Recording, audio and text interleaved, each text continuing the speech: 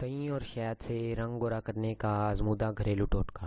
اعوذ باللہ من الشیطان الرجیم، بسم اللہ الرحمن الرحیم۔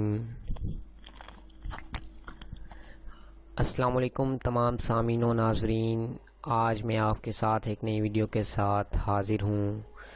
دہی سے رنگ گورا کرنے کا طریقہ۔ آپ کریموں کو بھول جائیں گے، دہی حسن کو چار چاند لگا دیتی ہے۔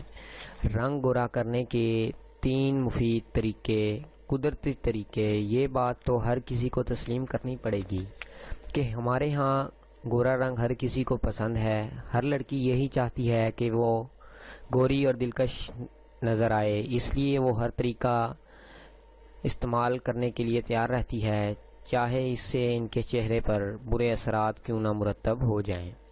اس لیے آج ہم نے اپنے قارئین خاص طور پر خواتین کے لیے چہرے کی رنگت کو گورا کرنے کے مختلف طریقے لائے ہیں، جن کے استعمال کے بعد وہ پہلے سے زیادہ خوبصورت اور پر اعتماد نظر آئیں گی۔ دہی کا استعمال۔ دہی کے استعمال کی سب سے بڑی وجہ یہ ہے کہ اس میں لیکٹک ایسڈ پایا جاتا ہے، جو رنگت کو گورا کرنے کے لیے بہترین سمجھا جاتا ہے۔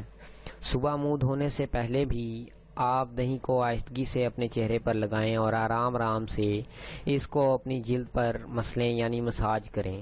جب اچھی طرح دہی آپ کے چہرے اور گردن پر لگ جائے تو تھوڑی دیر لگا رہنے کے دیں تاکہ لیکٹک ایسڈ اپنا کام اچھی طرح کر سکے۔ 12-15 منٹ کے بعد اچھی طرح سے دھو لیں اور آہستگی سے خشک کر لیں۔